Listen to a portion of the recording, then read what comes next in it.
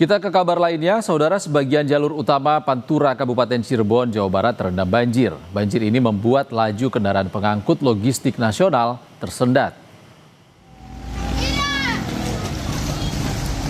Sejumlah kendaraan roda 2 ini mogok karena kemasukan air banjir. Banjir yang merendam sebagian jalur Pantura mencapai 30 cm.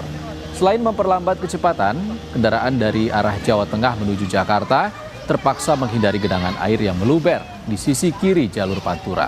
Hal ini akhirnya membuat arus lalu lintas tersendat beberapa meter di sekitar titik banjir. Selain jalur Pantura, banjir juga merendam sejumlah rumah warga dengan ketinggian 30 hingga 80 cm.